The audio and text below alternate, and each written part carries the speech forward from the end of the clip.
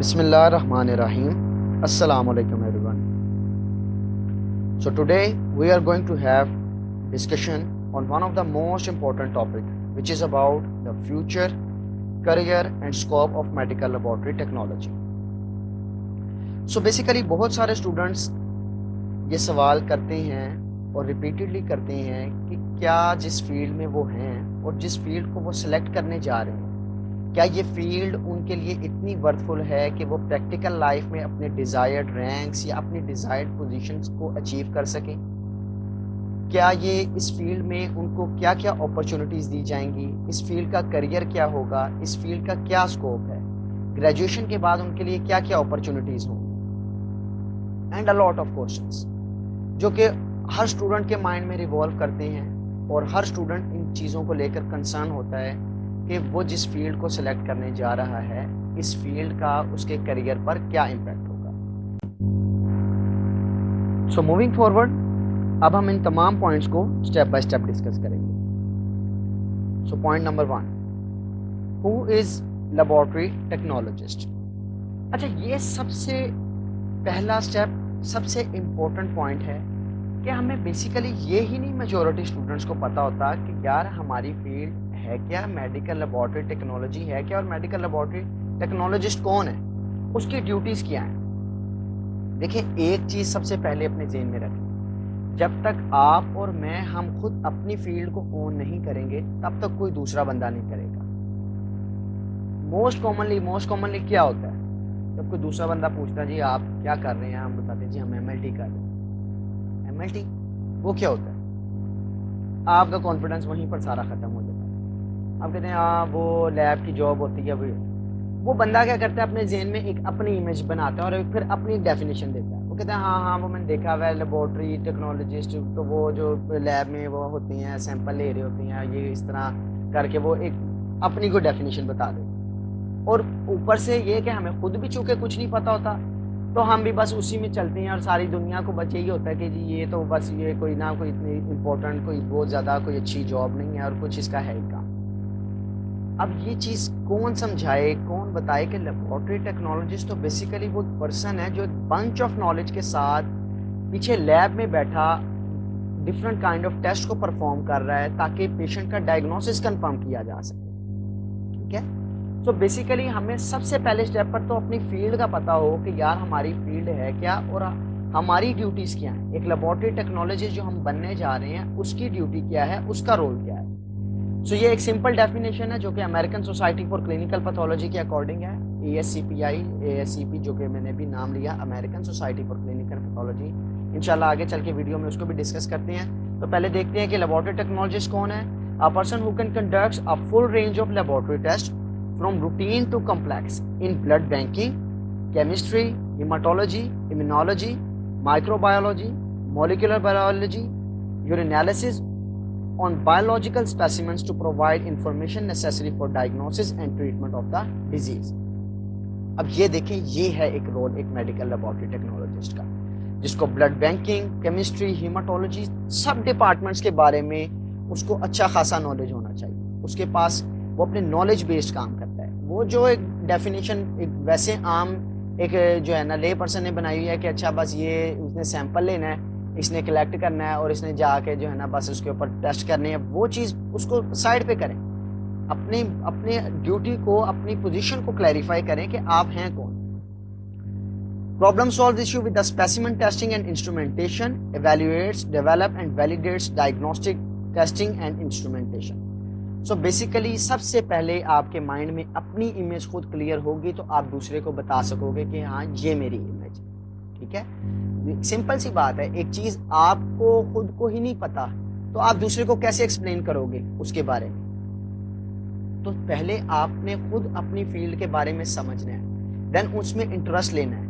Interest لیں گے، شوق ڈیولپ ہوگا، پھر زیادہ فیلڈ کے اندر جائیں گے۔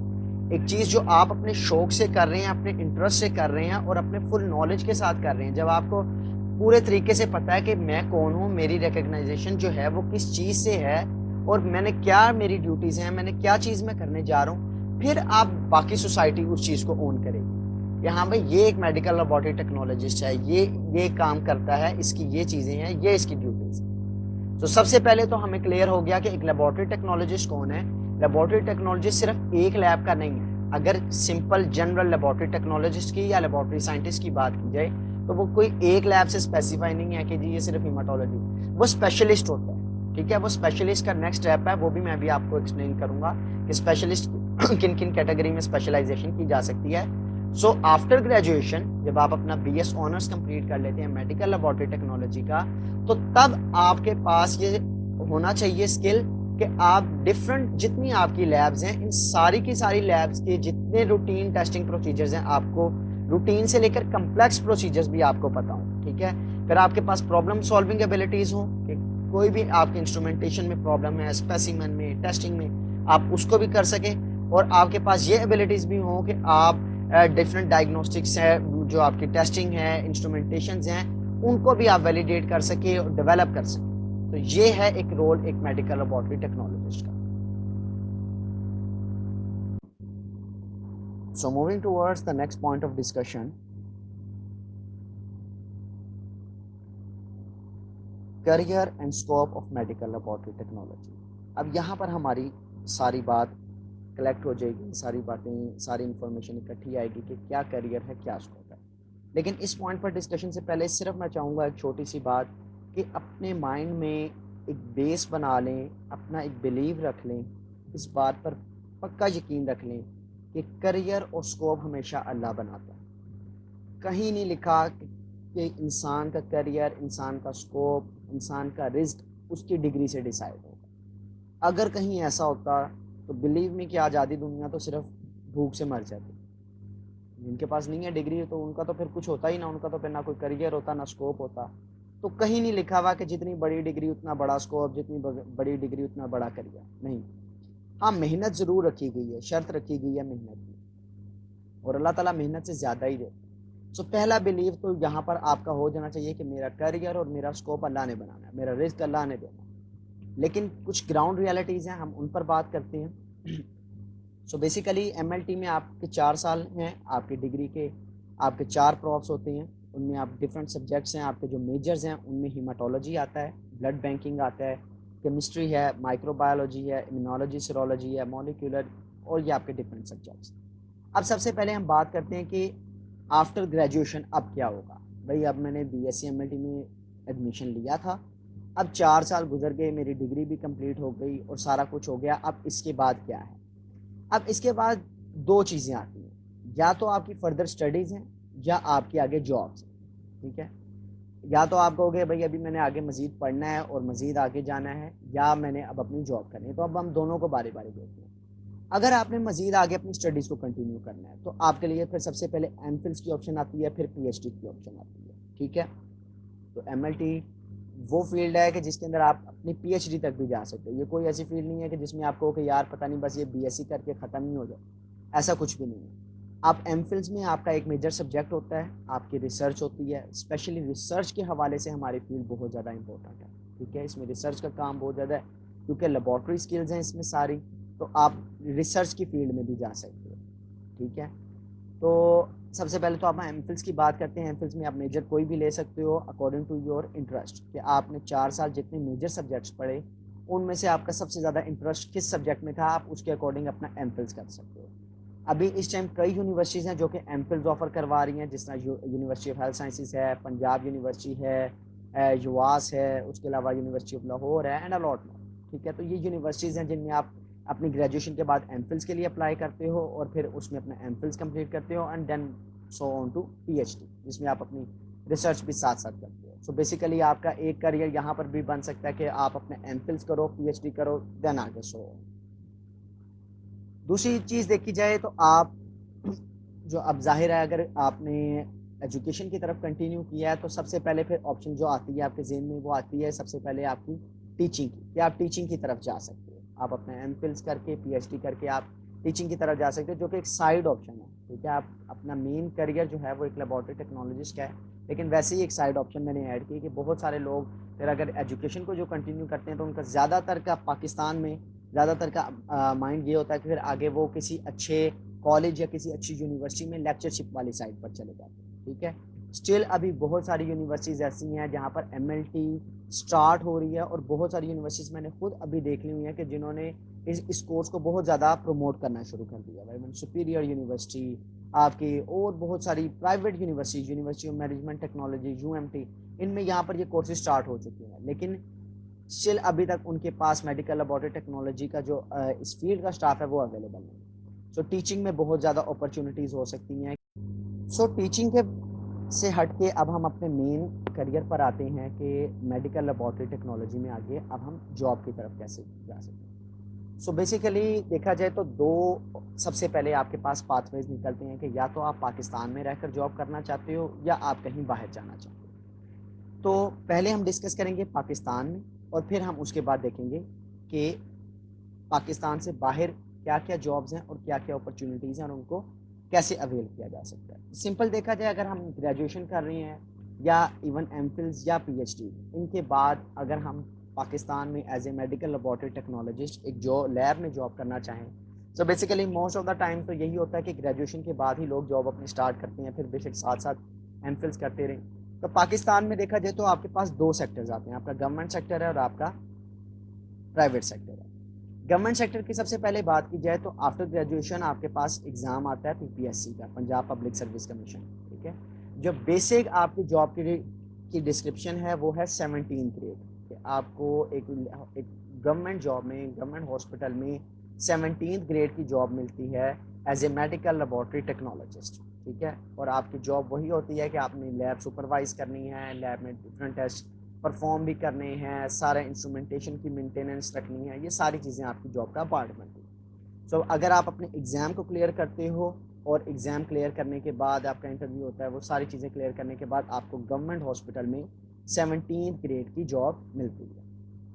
اب یہ چیز, یہ بحث الگ ہے کہ جابز اتنی زیادہ نہیں ہیں یا PPSC کتنے سال بعد ہوتا ہے, وہ ایک الگ بحث ہے, لیکن آپ کو ایک نارمل بتا رہا ہوں کہ یہ چیز ہوتی ہے. بہرحال ہم ان ریئلٹیز پہ بھی بات کریں گے. پرائیویٹ سیکٹر کی بات کی جائے تو پرائیویٹ میں آپ کے پاس بڑے بڑے نام ہیں, چغتائی ہے, اس کے علاوہ اور بھی ہیں جس میں شوکت خانم ہو گیا, آغا خان وغیرہ, یہ ساری لیبس جو کہ بڑی لیبس میں آج جن کا نام آتا ہے, ٹھیک ہے. ان لیبس میں بھی آپ گریجویشن کے بعد اپلائی کر سکتے ہو. اب سب سے پہلا جو کوشچن ریز ہوگا سب کے ذہن میں وہ یہ کہ یار پے کتنی ملے گی, جو کہ سب کا ایک کامن کوشچن ہے, اس لیے اس سے ہم انکار نہیں کر سکتے کہ نہیں جی کوئی بھی یہ اسٹوڈنٹ کہے کہ نہیں جی ٹھیک ہے بس مجھے یہ جاب مل جائے, میں جو ہے نا وہ کام کروں گا, میں پے کو تو کچھ پوچھوں گا نہیں. تو پے سب سے پہلے ہوتی ہے. گورنمنٹ سیکٹر کی بات کی جائے 17 گریڈ پہ, تو وہ اس حساب سے پے ہوگی, وہ تھوڑی سی اگر بنسبت پرائیویٹ سیکٹر کے اسٹارٹنگ میں تو وہ کچھ زیادہ ہے, لیکن اگر پرائیویٹ کی بات کی جائے تو 30,000 25,000 یا 35,000 میکسیمم, جو کہ میں آپ کو گراؤنڈ ریالٹیز بتا رہا ہوں, ٹھیک ہے. میں یہ نہیں کہنا چاہ رہا کہ بھائی بہت کوئی زبردست جاب آفر ہو جائے گی اور جو ہے نا کوئی بہت زیادہ آپ کو اتنے مل جائیں گے, نہیں. 20 25 30 یا میکسیمم 35, ٹھیک ہے نا, یہ جاب جو کہ نارمل آفر ہو رہی ہے. ہاں بہت سارے کیسز ایسے بھی ہیں جو کہ ڈائریکٹ 40-50 تک بھی گئے ہیں, ٹھیک ہے.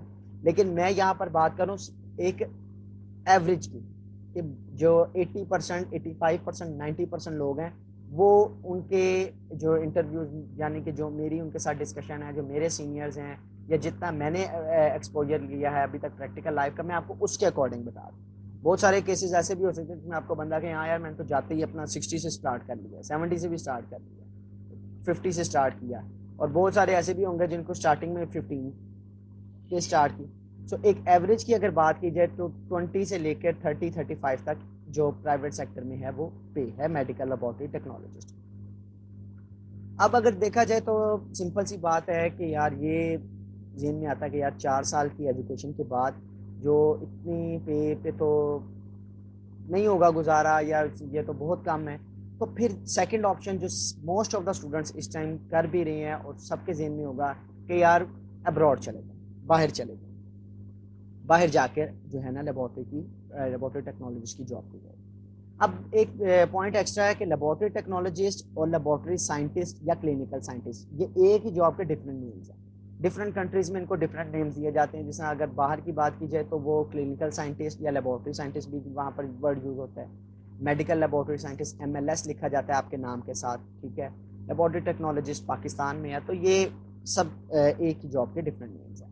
تو بیسیکلی بات کی جائے اگر میں آپ کو تھوڑا سا ایک رفلی آئیڈیا چونکہ ابھی میں آپ کو ویڈیو میں دے رہا ہوں، انشاءاللہ اس کے بعد جو یہ سارے ابھی میں نیکسٹ اب جو بھی ٹرمز یوز کروں گا ڈفرینٹ ایگزامینیشنس کی، ڈفرینٹ سرٹیفکیشنس کی یا ڈفرینٹ لائسنس کی، تو انشاءاللہ اس کے اوپر ڈیٹیل ویڈیو ایک الگ بھی بنائیں گے. لیکن ابھی چونکہ ہم جنرل بات کر رہے ہیں ایم ایل ٹی کی، ہم نے اسٹارٹ کی ایم ایل ٹی ہے کیا، ایم ایل ٹی کا کیریئر اسکوپ کیا ہے، ایم ایل ٹی کی جابس کیا ہیں، تو ابھی ہم بیسیکلی ایک رف آئیڈیا لیں گے کہ کیا کیا چیزیں آگے ہمیں اپرچونیٹیز مل سکتی ہیں. سو اب بات کی جائے جابس کی ڈفرینٹ کنٹریز میں، تو اس کے لیے سمپل یہ ہے کہ جس بھی کنٹری میں آپ as a laboratory technologist job کرنا چاہتے ہیں، وہاں پر جاب کرنے سے پہلے آپ کو ان کی کنٹری کا ایگزام کلیئر کرنا پڑے گا. سمپلی اگر دیکھا جائے تو گلف میں دبئی ہے، دبئی میں ٹیسٹ ہوتا ہے دبئی ہیلتھ اتھارٹی DHA کے نام سے ٹیسٹ ہے. اسی طریقے سے منسٹری آف ہیلتھ ہے، ہاتھ کا ایگزامینیشن ہے، ٹھیک ہے، health authority of Abu Dhabi. ان کے ڈفرینٹ ٹیسٹ ہوتے ہیں، پرومیٹرک ایگزام ہوتی ہیں، سعودیہ عرب، قطر، بحرین، عمان، کویت، ان سب کے اپنے اپنے پرومیٹرک ایگزام ہے. پرومیٹرک ایگزام اس کو بیسیکلی بولا جاتا ہے. ایم سی کیو بیسڈ ٹیسٹ ہوتا ہے آپ کا، 100 ایم سی کیوز آتے ہیں. ایم سی کیوز کی ڈویژن اسی طریقے سے ہوتی ہے جو کہ آپ کے ایم ایل ٹی کے سبجیکٹس کے میجر ہیں، haematology, blood bank, chemistry, micro, انہیں سب میں سے آپ کا ایگزام آتا ہے. ٹھیک ہے، تو ہوتا کیا ہے بیسیکلی آپ سب سے پہلے اپنے ٹیسٹ کے لیے اپلائی کرتے ہو، اپلائی کرنے کے بعد آپ اس کی ٹیسٹ کی فیس پے کی جاتی ہے. ڈفرینٹ ٹیسٹ کی ڈفرینٹ فیس ہے. میں انشاءاللہ ان ساری ویڈیوز کے ان سارے ٹیسٹ کے جو میں نے ابھی نام لے رہا ہوں، ہر کنٹری کے جو ٹیسٹ ہے اس کے اوپر ایک ڈیٹیل ویڈیو بعد میں بناؤں گا تاکہ آپ لوگوں کو اس چیز کا بھی آئیڈیا ہو جو فائنل ایئر کے اسٹوڈنٹس ہیں، تاکہ ان کو کلیئر ہو کہ اب انہوں نے اب جیسی ڈگری کمپلیٹ ہو وہ اس کا ٹیسٹ دیں، ٹیسٹ کلیئر کریں اور جا کر وہاں پر جاب کریں. سو آپ اپلائی کرتے ہو، اپلائی کرنے کے بعد آپ پاکستان میں ہی ٹیسٹ دے سکتے ہو. ٹھیک ہے، اس کے لیے یہ شرط نہیں ہے کہ آپ نے وہاں جا کر ٹیسٹ دیں. آپ پاکستان میں کمپیوٹر بیسڈ ان کا ٹیسٹ ہوتا ہے. کمپیوٹر بیسڈ ٹیسٹ کلیئر کرنے کے بعد آپ کو ایک لائسنس ایشو کیا جاتا ہے کہ آپ اب اس کنٹری میں ایز اے لیبارٹری ٹیکنالوجسٹ کی جاب کرنے کے ایلیجیبل ہو. پھر آپ وہاں پر جاتے ہو اور اپنی جاب دیکھتے ہو. سو سمپل بیسیکلی اس میں بھی پے کی بات کی جائے تو اگر دبئی ہے تو وہاں پر 7500 درہم سے اسٹارٹنگ پے ہے ایک لیبارٹری ٹیکنالوجسٹ کی. ٹھیک ہے، اور جو کہ جاتی ہے آپ کے 13,000 یا 14,000 درہم کا. سو یہاں پر آ کے ایک بہت میجر گیپ دیکھنے کو ملتا ہے پاکستان کا اور باقی کنٹریز کا. ٹھیک ہے، تو یہاں پر آ کے بہت سارے کوشچنس سولو ہو جاتے ہیں پے کے اکارڈنگ. کہ جو بندہ کہتا ہے یار ایم ایل ٹی کی فیلڈ میں زیادہ پے نہیں ہے، تو وہ پے صرف آپ کا ڈفرینس جو آ رہا ہے وہ پاکستان کا آ رہا ہے کہ یہاں پر پے نہیں ہے. ادروائز اگر آپ اس کو کیلکولیٹ کرو پاکستانی کرنسی میں تو یہ ایک ہیوج اماؤنٹ بنتی ہے پاکستان کے اکارڈنگ. ٹھیک ہے، سو اسی طریقے سے باقی کنٹریز میں بھی اسی کے اکارڈنگ پہ ہے آپ کی. ٹھیک ہے، تو اس کے علاوہ بات کی جائے تو اب بات کرتے ہیں سب سے اینڈ پہ گولڈ اسٹینڈرڈ ٹیسٹ. ٹھیک ہے، اب بیسیکلی میں نے نام شروع میں بھی لیا، اب میں اس کی تھوڑی سی ڈیٹیلز آپ لوگوں کے ساتھ شیئر کروں گا. ASCP American Society for Clinical pathology. ٹھیک ہے، آپ لوگ گوگل پر سرچ کر سکتے ہو.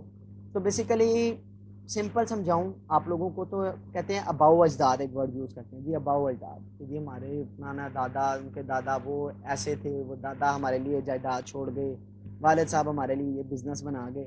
تو basically American Society for Clinical Pathology اباؤ اجداد ہیں MLTs کے. ٹھیک ہے، انہوں نے ایک پلیٹ فارم جنریٹ کر دیا ہے ورلڈ وائڈ، ایک پلیٹ فارم بنا کر دے دیا ہے کہ لو بھائی یہاں پر آؤ، ٹیسٹ کلیئر کرو، لائسنس لو، اور پھر کہیں پر بھی جا کر آپ جاب کر سکتے ہو. ٹھیک ہے، ابھی آپ پڑھتے ہو گے MLT میں یہ گولڈ اسٹینڈرڈ ٹیسٹ کیا ہے. گولڈ اسٹینڈرڈ ٹیسٹ وہ ہوتا ہے کہ یار یہ ٹیسٹ اگر پرفارم کر دیا نا تو اس کا جو رزلٹ ہوگا وہ مانا ہی جائے گا. ٹھیک ہے، یہ اس کے رزلٹ سب سے زیادہ سینسٹیو ہوں گے، سب سے زیادہ اسپیسیفک ہوں گے اور 100% ایکسیپٹیبل ہوں گے. Similarly American Society for Clinical Pathology امریکہ کی ایک سوسائٹی ہے جس کے اندر ٹیکنیشین سے لے کر اسپیشلسٹ تک، پیتھولوجسٹ تک، ہر کلاس کا ڈفرینٹ ایگزام ہے. وہ ایگزامینیشن کلیئر کیا جاتا ہے اور ایگزام کلیئر کرنے کے بعد آپ کو لائسنس ایشو کیا جاتا ہے American Society for Clinical pathology سے، جو کہ ایلیجیبل یونائٹڈ اسٹیٹس کے لیے تو ایلیجیبل ہے ہی ہے، ساتھ ہی ساتھ باقی سب کنٹریز کے لیے ایلیجیبل ہے. فار ایگزامپل اگر آپ DHA کا ٹیسٹ کلیئر کرتے ہو دبئی کا، تو آپ صرف ایلیجیبل ہو دبئی کے لیے، آپ اس کو سعودی عرب یا باقی کسی کنٹری میں نہیں لے کر جا سکتے. اگر آپ امیریکن سوسائٹی کا ٹیسٹ کلیئر کرتے ہو تو پھر آپ اس کو DHA میں لے جا کے، ہاں وہ بعد میں کنورژن اس کی ضرور کرنی پڑتی ہے، اس پہ کچھ پیسے لگتے ہیں، لیکن آپ کو دوبارہ ٹیسٹ نہیں دینا پڑے گا. آپ وہ لے جا کے شو کرو گے کہ میں یہ ٹیسٹ کلیئر کر چکا ہوں، اب اس کو میں اس کے اوپر آپ تھوڑے سے پیسے دو گے، وہ آپ کا لائسنس کنورٹ کیا جائے گا کہ آپ کو ایلیجیبل کیا جائے دبئی میں بھی، اس کا جو بھی آپ کی چارجز ہوں گے وہ لگتے ہیں اور پھر آپ وہاں پر بھی جاب کر سکتے ہو. لیکن ASCPI آپ کا گولڈ اسٹینڈرڈ بن جاتا ہے اس حوالے سے. سیم ٹیسٹ ہے، 100 MCQs ہوتے ہیں اس میں بھی. یہاں پر آپ کا یہ ہوتا ہے کہ یہ ٹفسٹ MCQ ٹفسٹ ٹیسٹ ہے، ٹھیک ہے. یہ ٹیسٹ پاس کرنا مطلب بہت زیادہ آسان نہیں ہے بنسبت باقی ٹیسٹوں کے. باقی ٹیسٹوں میں یہ ہوتا ہے کہ ٹھیک ہے تھوڑا بہت آپ کو پتہ ہے، تھوڑی بہت آپ نے مزید تیاری کی، لیکن اس کے لیے آپ کو اچھی خاصی تیاری کرنی پڑتی ہے، ٹھیک ہے. کیونکہ اگر ورلڈ وائڈ کمپٹیشن کی بات کی جائے تو وہاں پر آپ کو نالج چاہیے، وہاں پر آپ نے سو یہ ہو گیا جی آپ کا گولڈ اسٹینڈرڈ ٹیسٹ کہ اگر آپ اس کو کلیئر کرتے ہو تو آپ ورلڈ وائڈ ایلیجیبل ہو اپنی میڈیکل لیبارٹری سائنٹسٹ کی جاب کو پرفارم کرنے کے لیے. دین اس کے بعد پھر آپ کے اسپیشلسٹ کے ایگزام آتے ہیں، specialist in molecular, specialist in chemistry, specialist in micro. اور پھر اس کے بعد آپ فردر ڈفرینٹ ٹیسٹنگ ٹیسٹ دیتے جاتے ہو، لائسنس آپ کو ملتے جاتے ہیں اور آپ کی رینکنگ اتنی زیادہ اور آپ کی جاب اور آپ کی پے اسکیل اس حساب سے بڑھتے جاتے ہیں. سو سمرائز کرتے ہیں اپنے آج کی اس ڈسکشن کو. MLT میڈیکل لیبارٹری ٹیکنالوجی ایک بہت واسٹ فیلڈ ہے، بہت زیادہ گروئنگ فیلڈ ہے اور بہت زیادہ اس کا کیریئر اور اسکوپ ہے. ہاں یہ ریئلٹی ہے کہ پاکستان میں آ کے آپ کو ڈیفیکلٹیز فیس کرنے کو ملتی ہیں جو کہ گراؤنڈ ریئلٹیز ہیں کہ یار ٹھیک ہے یہ آپ کو جاب پہ اتنا زیادہ کوئی ہائیلی پیئنگ آپ کو جابز نہیں ملتی اس پہ. ہاں پھر بھی کچھ لوگ ہیں جن کے پاس اچھا ایکسپیرینس ہے اور وہ اچھا ارن کر رہے ہیں. لیکن سٹارٹنگ کی بات کی جائے تو یس سٹارٹنگ میں آپ کو یہاں پر تھوڑا سا سفر کرنا پڑتا ہے، تھوڑا سا چیزوں کو دیکھنا پڑتا ہے. لیکن اگر ورلڈ وائڈ بات کی جائے، اگر آپ کے پاس اچھا نالج ہے، اگر آپ نے اپنی ڈگری کو اچھے طریقے سے کمپلیٹ کیا ہے، نہ کہ صرف پاس کیا ہے. اس سے پہلے بھی میں نے ایک ویڈیو بنائی، اس میں بھی میں نے یہ چیز ڈسکس کی کہ اب وہ پاس فیل والی ریس ختم ہو چکی ہے کہ اب 50% لے لیں تو پاس ہو جائیں گے، 33 لے لیں گے تو پاس ہو جائیں گے. نہیں، اگر کوئی کام کرنا ہے تو پھر پراپر کریں. پھر اگر MLT آبٹین اب چوز کر لی ہے آپ نے، اب پڑھ رہے ہیں تو اس کو اچھے طریقے سے کریں، اپنا اچھا GPA بنا کے رکھیں. آگے آپ کے پاس مور دین ہنڈریڈ ملینس آپ کے پاس اسکالرشپس ہیں جو کہ لیب سائنسز کی فیلڈس میں، ٹھیک ہے، آپ کی ریسرچ کی فیلڈ میں. آپ ان اسکالرشپس پر باہر جا سکتے ہیں. آپ گریجویشن کے بعد اسکالرشپ پر اپلائی کریں، آپ کو ڈفرینٹ کنٹریز میں لیبارٹری سائنسز کی فیلڈ میں آپ کو اسکالرشپس ملتی ہیں. اگر آپ نہیں آگے اسکالرشپ لینا چاہتے، نہیں پڑھنا چاہتے، آپ کہتے ہیں نہیں جی اب جاب کرنی ہے، تو جاب کے لیے بھی آپ کے پاس بہت زیادہ چانس ہے، بہت زیادہ، ٹھیک ہے. لیکن اس میں آپ کی جو بیس ہے وہ یہ ہے کہ آپ کے پاس نالج ہونا چاہیے، آپ کو اپنی ڈگری کا پتہ ہونا چاہیے کہ آپ نے پڑھا کیا ہے. پھر ہی آپ اپنے ٹیسٹ کو کلیئر کریں گے اور پھر ہی آپ ڈفرینٹ کنٹریز میں جا کر ایک اچھی ہینڈسم اماؤنٹ کی جاب کر سکتے ہیں، ٹھیک ہے. سو سمرائز کرتے ہیں، پاکستان میں ہم نے بات کی جابز کی تو گورنمنٹ سیکٹر پرائیویٹ سیکٹر دونوں کی بات کی. گورنمنٹ سیکٹر میں آپ کے پاس PPSC کی جابز ہیں اور ڈفرینٹ گورنمنٹ ہاسپٹلز ہیں، وہاں پر جابز. پرائیویٹ سیکٹر میں نے آپ کو بتا دیا کہ پاکستان میں 20 to 35 تک آپ کی رینج ہے، ایوریج رینج. اگر آپ باہر جانا چاہتے ہیں تو اس کے لیے بھی میں نے آپ کو ایک رف ایگزامپل دیا. یہ ابھی یہ نہیں ہے کہ یہ ٹوٹل یہی ہے سارا کچھ. اب لاٹ آف کنٹریز ان کے ڈفرینٹ ٹیسٹ، انشاءاللہ میری اب نیکسٹ ویڈیو اسی کے اوپر ہوگی، پرومیٹرک ایگزامس کے اوپر، اور پھر میں اس کے اندر آپ کو ڈیٹیلز بتاؤں گا کہ کون کون سے ایگزامز ہیں، ان کی کیا کیا فیسز ہیں، ان کے لیے کیسے اپلائی کرنا ہے، کہاں سے اسٹڈی کرنا ہے، کہاں سے اسٹڈی مٹیریل ملے گا، اور کیسے اس ٹیسٹ کو اٹیمپٹ کرنا ہے، پھر کیسے آپ کو لائسنس ملے گا، اور پھر اس کے بعد آپ اپنی جابس کے لیے اپلائی کر سکتے ہیں، ٹھیک ہے. سو سب سے زیادہ فوکس میرا اور انشاءاللہ آپ سب کا بھی، ہمیں گولڈ اسٹینڈرڈ کی طرف جانا ہے، American society for Clinical pathology, تاکہ ان کا لائسنس ہم لیں اور پھر ہم جو ہے اپنے نیکسٹ اپنے گولز کی طرف موو کریں، ٹھیک ہے. ڈریم بگ، اپنے گول کو بڑا رکھیں. ایک چیز ہمیشہ یاد رکھیں کہ انسان سست نہیں ہوتا، انسان چھوٹا نہیں ہوتا، اس کے گولز چھوٹے ہوتے ہیں، ٹھیک ہے. اس کے جب گول چھوٹے ہوں تو انسان سست پڑ جاتا ہے، پھر نہ کوئی کریئر ہے، پھر نہ کوئی اسکوپ ہے. پھر وہ بے شک جتنی مرضی بڑی فیلڈ میں، اس کا جب کوئی گول نہیں ہے نا، اس کا گول ہے یار بس ٹھیک ہے ڈگری کمپلیٹ ہو گئی بس، اس کے بعد تو کچھ کرنا ہی نہیں ہے، تو پھر وہیں پر بات ختم ہو جاتی ہے. جب وہ یہ چیز ذہن میں رکھ کر چلتا ہے کہ نہیں یار میں نے کچھ بڑا اچیو کرنا ہے، تو پھر اس کے لیے یہ چیز میٹر نہیں کرتی کہ یار میری ڈگری کیا ہے، پتہ نہیں میری ڈگری سے مجھے ملے گا کیا یا نہیں ملے گا. ہاں ریالٹیز بندہ ضرور سامنے رکھتا ہے، پاتھ ویز بندہ اپنے سامنے سارے رکھتا ہے. بندہ جب کوئی بھی اپنا سفر شروع کرنے لگتا ہے تو سب سے پہلے اپنی اس کے ذہن میں اس کی ڈیسٹینیشن ہوتی ہے کہ یار میں نے پہنچنا کہاں پر ہے، سب سے پہلی چیز. پھر پہنچنے جب اس کے ذہن میں یہ کلیئر ہو جاتا ہے، پھر وہ اپنا پاتھ ڈیسائیڈ کرتا ہے کہ یار میرے پاس یہاں تک پہنچنے کے رستے کتنے ہیں، اور پھر میں نے کون سے رستے کا انتخاب کرنا ہے، ٹھیک ہے. اینڈ آئی ہوپ سو کہ آپ لوگوں کے لیے یہ ویڈیو یوزفل رہی ہوگی. آپ لوگوں کے مائنڈ میں جو کوشچنز ہوں گے آپ کو ان کے آنسرز مل چکے ہوں گے. اور اسٹل اگر ابھی بھی آپ لوگوں کا کوئی question who about degree, about job, about any thing, تو آپ لوگ پوچھ سکتے ہو, کمنٹ میں کوشچن کر سکتے ہو, واٹس ایپ گروپ میں بھی آپ لوگ ہم سے کوشچن کر کے پوچھ سکتے ہو. Thank you so much, thank you for watching video. اللہ حافظ.